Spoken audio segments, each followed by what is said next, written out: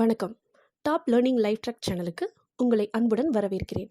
இப்போ நாம் வீடியோக்குள்ளே போகிறதுக்கு முன்னாடி சப்ஸ்கிரைப் பண்ணாதவங்க சப்ஸ்கிரைப் பட்டனை கிளிக் பண்ணி பக்கத்தில் இருக்கிற பெல் ஐக்கானையும் கிளிக் பண்ணுங்கள். வாங்க வீடியோக்குள்ளே போகலாம். இன்றைக்கி நாம் ஹிந்தி பிரச்சார் சபாலேருந்து செகண்ட் லெவல் எக்ஸாமோட சிலபஸ்லேருந்து நம்ம இன்றைக்கி ஒரு லெசன் பார்க்க போகிறோம். ஹிந்தி பிரச்சார் வாகினி 2 அதில் நாம் இப்போ பார்க்க போகிறது தூஸ்ரா பத்ர செகண்ட் பேப்பரில் லவ் குஷ் அப்படிங்கிற ஸ்டோரியில் 15 லெசன் இருக்குது நமக்கு. அதில் நாம் பார்க்க போகிறது ராஜ்யபிஷேக் और ராம்ராஜ்ய அப்படிங்கிற இந்த ஃபர்ஸ்ட் லெசனை தான் நாம் இப்போ பார்க்க போகிறோம். ராஜ்யபிஷேக் और ராமராஜ்ய, ராஜ்யபிஷேகம் மற்றும் ராமருடைய ஆட்சி. இப்போ லெசன் போலாம். त्रेता युग में श्री रामचंद्र जी का जन्म हुआ था. त्रेता युगத்துல ஸ்ரீ ராமச்சந்திர ஜியோட பிறப்பு நிகழ்ந்தது. वे बड़े धर्मात्मा और प्रजा के सच्चे सेवक थे. அவர் ஒரு மிகப்பெரிய கிரேட் மேனாவும் தன்னோட மக்களுடைய உண்மையான சேவகனாவும் இருந்தாரு. वे कर्तव्य परायण थे और மாதா பிதா கே ஆக்ஞாகாரி புத்திரத்தே. தன்னோட டியூட்டியை அவர் என்னைக்கும் கடைபிடிக்கிறவராகவும் தன்னோட அப்பா அம்மாவுக்கு ஒரு ஒபீடியன்ட் சன்னாவும் இருந்தாரு. इसलिए वे अपने पिताजी का आदेश मानकर 14 साल वन में रहे. ஸோ அதனால தன்னோட அப்பாவோட ஆர்டர் அக்செப்ட் பண்ணிக்கிட்டு 14 இயர்ஸ் பார்த்தீங்கன்னா வனவாசம் மேற்கொண்டார். वनवास के समय उन्होंने सभी कष्टों का सामना हंसते हंसते किया. வனவாசம் மேற்கொண்ட அந்த டைம்ல கூட பாத்தீங்கன்னா அவர் தன்னோட கஷ்டங்களை சிரிச்ச முகத்தோட ஃபேஸ் பண்ணாரு. செகண்ட் பேரா. 14 साल का वनवास पूरा कर श्री रामचंद्र जी अपने छोटे भाई लक्ष्मण और अपनी प्यारी पत्नी सीता के साथ अयोध्या लौटे. 14 வருஷம் வனவாசம் ஃபுல்லா முடிஞ்சோடனே ஸ்ரீ ராமச்சந்திர ஜி பாத்தீங்கன்னா தன்னோட சோட்டே பாயி லக்ஷ்மண், தன்னோட இளைய சகோதரன் லக்ஷ்மண் மற்றும் அப்னி பியாரி பத்னி சீதா கே சாத் அயோத்தியா லவுட்டே, தன்னோட அன்பான மனைவி சீதா கூட அயோத்தியா திரும்ப வராரு. श्री रामचंद्र जी के लौटने पर भरत ने अयोध्या का राज अपने बड़े भाई को सौंप दिया. ஸ்ரீ ராமச்சந்திர ஜி திரும்ப வந்தோடனே பாத்தீங்கன்னா பரத்னா பரதன். ஸோ பரதன் அயோத்தியாவோட ராஜ்யத்தை தன்னோட படே பாயினா தன்னோட மூத்த சகோதரன் கிட்ட சௌம்புதியா, தன்னோட மூத்த சகோதரன் கிட்ட ஒப்படைக்கிறாரு. अब श्री रामचंद्र जी को गद्दी पर बिठाने की तैयारियां होने लगी. அப்ப ஸ்ரீ ராமச்சந்திர ஜி உங்களுக்கு அரியணையில அமர்றதுக்கு தயாராயிட்டாரு. கர்கர் மே ஆனந்த் மனாயா ஜானே லகா. ஒவ்வொரு வீட்லயும் பாத்தீங்கன்னா ஆனந்தம், அதாவது கொண்டாட்டம் நிகழ்ந்தது. படி தூம் தாம் கே சாத் உன்கா ராஜ்யபிஷேக் ஹுவா. ரொம்ப கிராண்டா தாம் தூம்னு பட்டாபிஷேகம் அப்ப நடந்தது. श्री रामचंद्र जी के राज में लोग बड़े सुखी थे. ஸ்ரீ ராமச்சந்திர ஜியோட ஆட்சியில பாத்தீங்கன்னா மக்கள் ரொம்ப சந்தோஷமா இருந்தாங்க. படே அமன் சைன் சே ரகத்தே தே, ரொம்ப பீஸ்ஃபுல்லாவும் இருந்தாங்க. கிசி கோ கோயி தக்லீஃப் நஹி தி, யாருக்கும் பாத்தீங்கன்னா எந்த ப்ராப்ளமுமே இல்ல. உன்கே ராஜ் மே பிரஜா கோ ந சோர் டாக்குவோं का डरता ந துஷ்மனோங்கா. அவரோட ஆட்சியில பாத்தீங்கன்னா மக்களுக்கு கொள்ளைக்காரர்கள், அதாவது திருடர்களோட பயமும் இல்ல, துஷ்மனோங் எனிமீஸும் யாரும் இல்ல. ந கிசி கோ கோயி ரோக் ஹோதா தா ந கிசி கி அகால் மிருத்யு. யாருக்கும் பாத்தீங்கன்னா ரோக் அப்படின்னா டிசீஸ், யாருக்கும் எந்த டிசீஸும் இல்ல, யாருமே அகால மரணமும் அடையல. சச் பூச்சோ तो अयोध्या के लोगों को कभी ऐसा सुख नसीब नहीं हुआ था. உண்மையை சொல்லணும்னா அயோத்தியால மக்களுக்கு அப்ப எந்த கவலையும் இல்ல. இந்த அளவுக்கு அவங்க சந்தோஷமா இதுக்கு முன்னாடி இருந்ததே இல்லையா. उस जमाने में अयोध्या ने हर तरह से तरक्की की. அயோத்தியா பாத்தீங்கன்னா முன்னேற்றம் அடைஞ்சுக்கிட்டே வந்தது. कला कौशल में विद्या और व्यापार में वह दुनिया के दूसरे देशों से बहुत आगे बढ़ गया था. கலைகள்லையும் வியாபாரத்திலையும் துனியா அப்படின்னா இந்த உலகத்துல தூசரே தேசோங் சே மற்ற நாடுகளை விட பகுத் ஆகே பட் கயாத்தா மிகவும் முன்னிலையில இருந்தது. யாரோட ஆட்சியிலனா ராமரோட ஆட்சியில.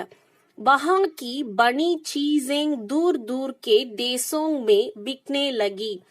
அங்க செய்யப்பட்ட பொருட்களை பாத்தீங்கன்னா தொலைதூர நாடுகள்ல விற்பனை செய்யறதுக்கு அவங்க தொடங்கினாங்க. कारागरी में उसकी बराबरी करने वाला कोई दूसरा देश न था. காராகரியில அவங்களுக்கு போட்டி போட வேற எந்த நாடுமே இல்ல. उनके राज में कोई बेकार नहीं था व कोई भूखा. அங்க பாத்தீங்கன்னா எந்த கஷ்டமும் இல்ல, யாருக்கும் பசியும் இல்ல. वह लोग अपने काम में लगे रहते थे और सब सुख से अपना जीवन बिताते थे. சப்னா அங்க இருக்கக்கூடிய எல்லா மக்களும், லோக் அப்படின்னா பீப்புள். ஸோ ஆல் பீப்புள்ஸும் பாத்தீங்கன்னா தங்களோட ஒர்க்கை அவங்க கரெக்டா செஞ்சாங்க.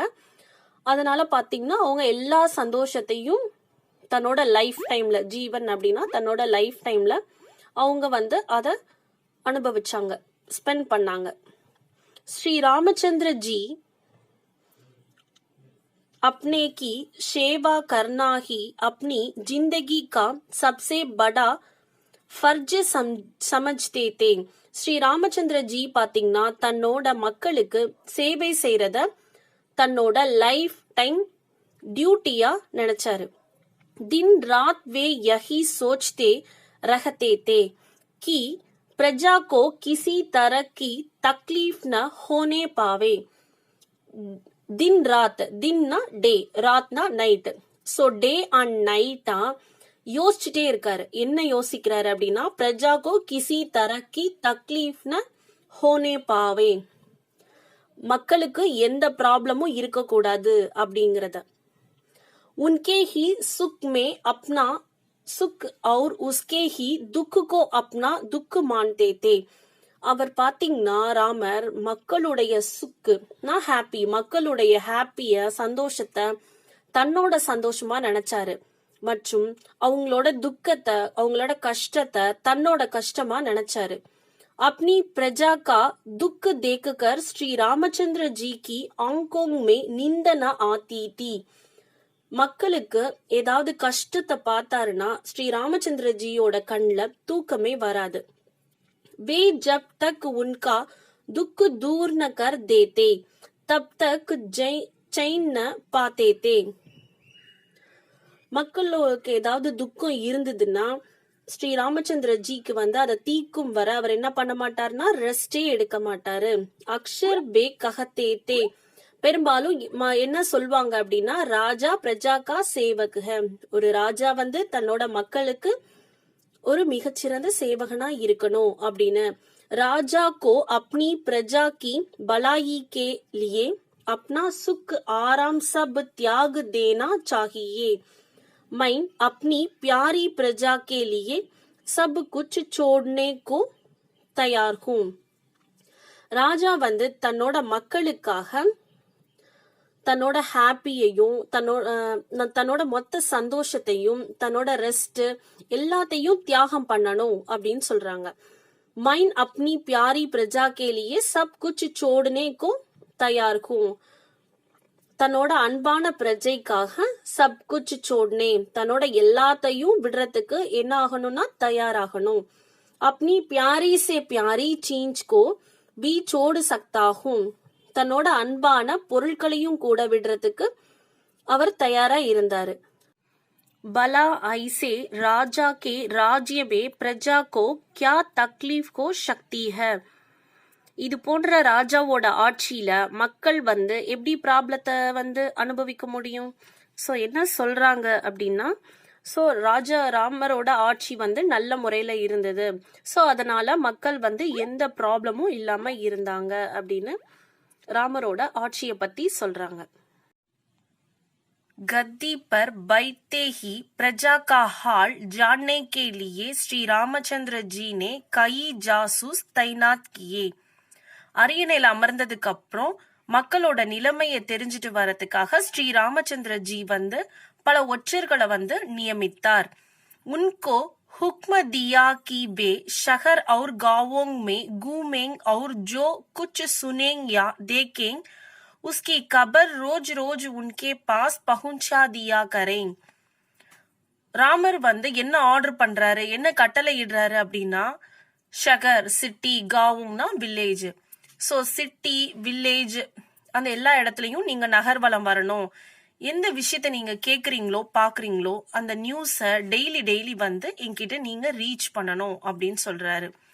ये जासूस सुबह से लेकर शाम तक राज्य के बाजारों, गलियों, गांवों और कस्बों में घूमते थे. ஒற்றர்கள் பாத்தீங்கன்னா காலையில இருந்து ஈவினிங் வரைக்கும் ராஜ்யத்துக்கு கீழ் உள்ள மார்க்கெட், ஸ்ட்ரீட், அதுக்கப்புறம் வில்லேஜ், சிட்டி இது எல்லா பக்கமும் நகர்வலம் வராங்க. दिन भर जो कुछ देखते और सुनते शाम को उसकी पूरी रिपोर्ट श्री रामचंद्र जी को दे देते. நாள் முழுக்க அவங்க எந்த விஷயத்த பாக்குறாங்களோ கேக்குறாங்களோ அது எல்லாத்தையும் ஈவினிங் ஃபுல் ரிப்போர்ட்டையும் ஸ்ரீ ராமச்சந்திர ஜி கிட்ட கொடுக்கறாங்க.